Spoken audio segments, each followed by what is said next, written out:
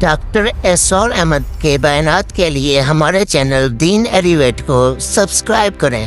اگر یہ یقین ہے تو اللہ پر ایمان ہے، یہ نہیں ہے تو تمہارا ایمان اسباب پر ہے، وسائل پر ہے، ذرائع پر ہے، مادیات پر ہے، اللہ پر نہیں۔ خوف ہوتا ہے کسی مستقبل کی بات کا، یہ نہ ہو جائے، وہ نہ ہو جائے، یہ نقصان نہ پہنچ جائے، یہ تکلیف نہ ہو، یہ غضب نہ آ جائے۔ خوف ہے مستقبل سے، حزن ہے یہ کیوں ہوا، یہ نہیں ہونا چاہیے تھا، یہ میرا فلاں چیز میرے ہاتھ سے جاتی رہی ہے، فلاں موقع نکل گیا، اور بیٹھے ہوئے ہیں اندر ہی اندر کڑ رہے ہیں، صدمہ ہے اور رنج ہے۔ اور جو اللہ پر ایمان رکھتا ہے وہ جانتا ہے کوئی تکلیف کوئی مصیبت نہیں آ سکتی سوائے اس کے کہ جو اللہ نے لکھ دی ہو۔ اب دیکھیے ایمان کہہ دینا آسان ہے، ہوا معکم اینما کنتم، جہاں کہیں بھی تم ہوتے ہو اللہ تمہارے ساتھ ہوتا ہے، لیکن اس کا یقین قائم ہو جائے تو زمین و آسمان کا فرق واقع ہو جائے۔ یہی بات ہوئی حضور کے ساتھ، غار ہے، چھپے ہوئے ہیں محمد رسول اللہ اور آپ کے وہ یار غار ابو بکر صدیق رضی اللہ تعالی عنہ۔ اقبال نے حضرت ابو بکر کی شان میں چند اشعار کہے صرف، لیکن واقعہ یہ ہے کہ بھاری بھاری نظموں پر اور قصیدوں پر بھاری ہے، طویل ترین نظمیں اور قصیدے ہوں ان پر بھاری ہے۔ ہمت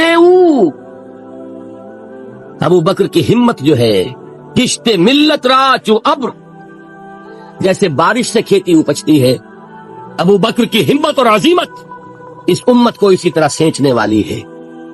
ثانیے اسلام و غار و بدر و قبر،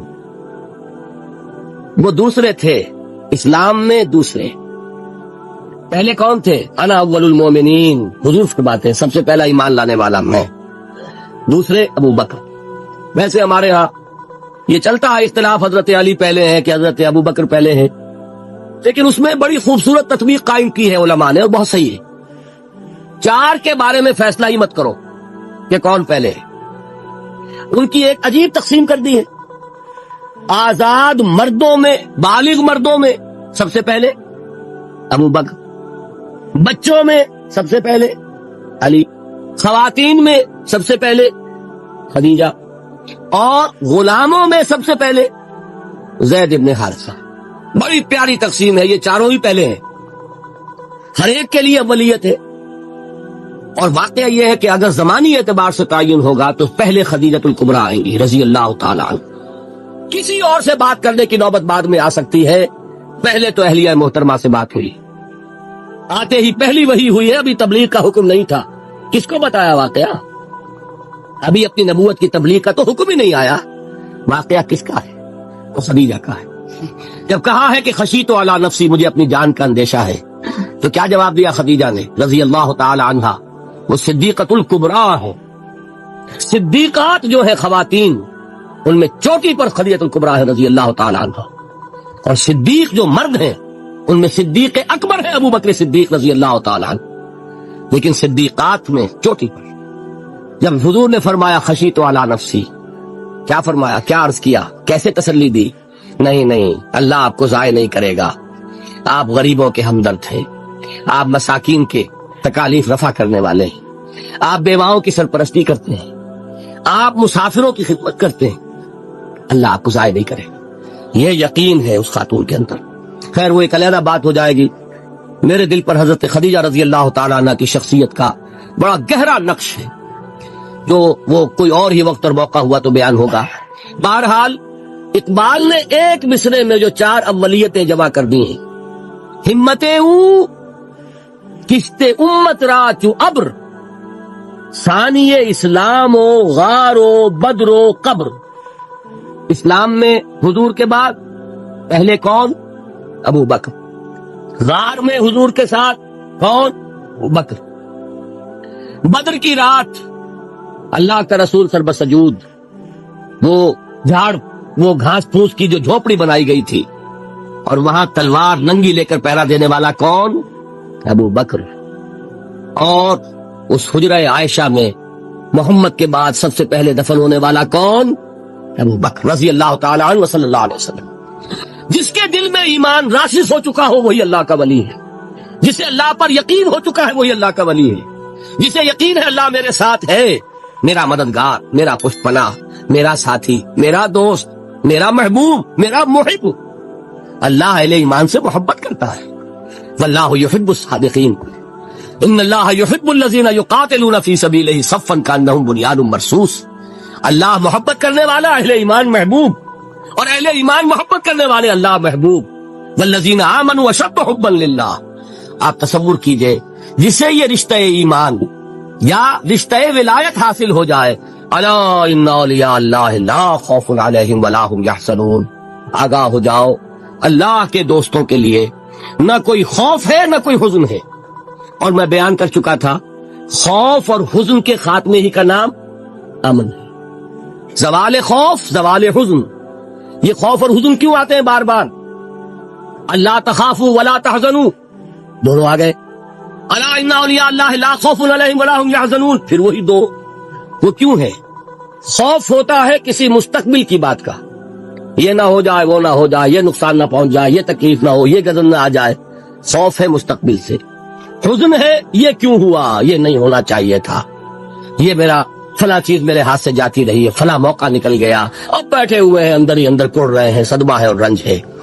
اور جو اللہ پر ایمان رکھتا ہے وہ جانتا ہے ما اصاب من مصیبت فی الارض ولا فی انفسکم الا فی کتاب من قبل ان نبرأها ان ذلک علی اللہ یسیر لکی لا تعصوا علی ما فاتکم ولا تفرحوا بما آتاکم واللہ لا یحب کل مختال فخور۔ اس زمین میں یا تمہاری جانوں میں کوئی تکلیف، کوئی مصیبت نہیں آ سکتی سوائے اس کے کہ جو اللہ نے لکھ دی ہو اس سے پہلے کہ وہ ظاہر ہو۔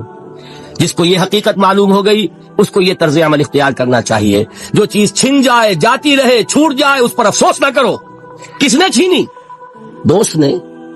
دوست کے فیصلے پر شکایت، دوستی کو بٹا لگا رہے ہو، سرے تسلیم خم ہے جو مزاج یار میں آئے۔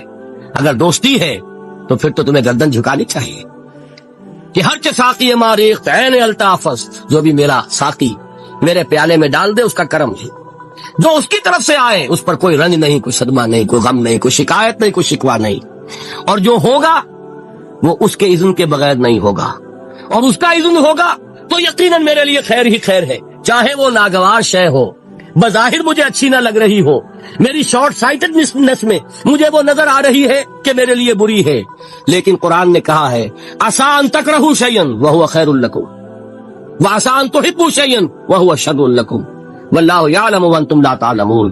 ہو سکتا ہے تم کسی چیز کو ناپسند کرو دراحال کہ اسی میں تمہارا خیر ہو، اور ہو سکتا ہے تم کسی چیز کو پسند کرو دراحال کہ اس میں تمہارا شر ہو۔ اللہ جانتا ہے، تم نہیں جانتے۔ جب مجھے یہ بات معلوم ہو گئی میں نے اپنا معاملہ اللہ کے حوالے کیا۔ سپردم بے تو مایا خیش را تو دانی حساب کم و بیش را، اے رب جو تو چاہتا ہے وہ ہو، تیرے علم میں جو شے میرے لیے خیر ہے وہ ہو جائے، میری کوئی پسند نہیں، میری کوئی چاہت نہیں، یہ ہے راضی برضائے رب۔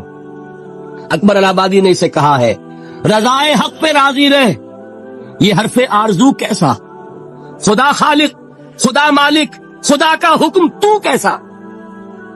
جب میں آ گیا بیچ میں، میری پسند، میری مرضی، میری خواہش، میری چاہت، یہی تو شرک ہے۔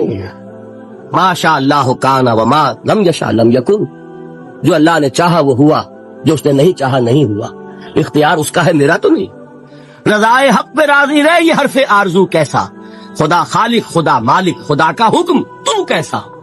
اقبال نے اسے کہا ہے فارسی میں، اب آپ کہیں اس کا ترجمہ بھی کرو تو وہ مجھے ذرا اس وقت کچھ بہت ہی بدذوقی کسی بات نظر آئے گی، جائیے پوچھئے کسی سے جسے فارسی آتی ہو۔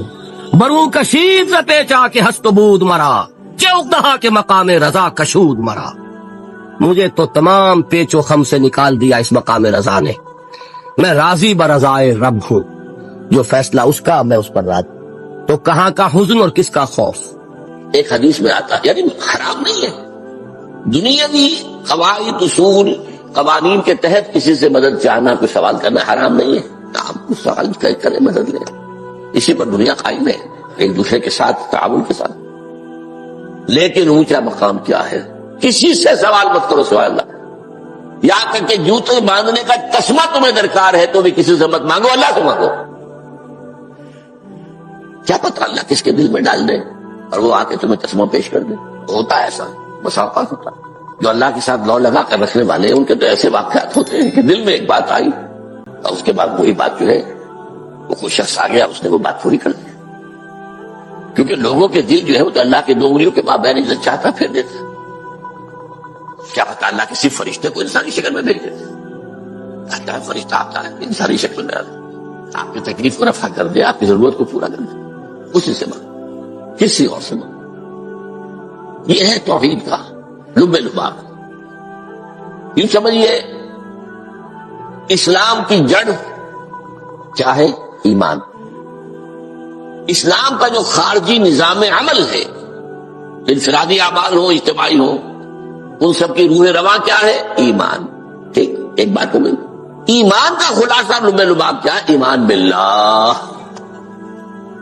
جیسے ایمان بالآخرہ بھی ہے ایمان بالملائکہ ہے ایمان بالانبیاء ہے ایمان بالرسل ہے ایمان بالکتب ہے ایمان بالقلب ہے.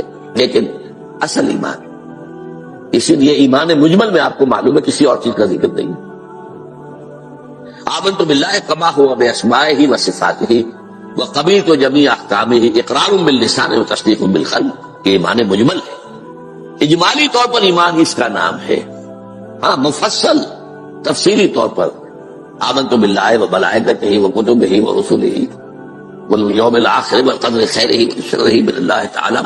تو اسلام کی جڑ ایمان اور اسلام کا سارا جو نظام عمل ہے چاہے انفرادی اعمال ہو چاہے اجتماعی ان سب کی روح رواں ایمان. اور ایمان کا خلاصہ ایمان باللہ.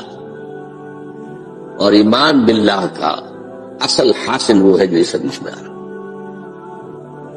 اس کے دو تقاضے عبادت صرف اسی کی استعانت صرف اسی سے.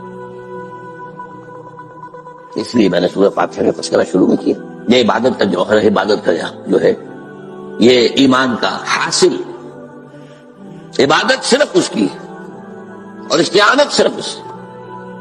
استعانت ہی میں ثواب بھی آ گیا. یہ بھی مدد ہے. آپ کسی سے کوئی مدد مالی چاہ رہے ہیں یا کوئی اور مدد چاہتے ہیں کسی کام میں مدد چاہتے ہیں جیسے میں نے کہا تھا کہیں سفارش کرانا چاہتے ہیں بھی مدد ہے.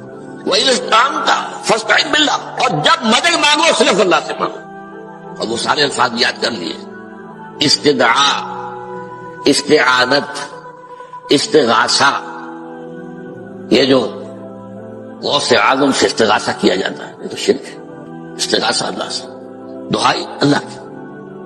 اس اعتبار سے استمداد استعانت استدعاء استغاثہ یہ سب اللہ سے صرف اللہ سے. عبادت صرف اللہ. ایاک نعبد اور استعانت صرف اللہ سے.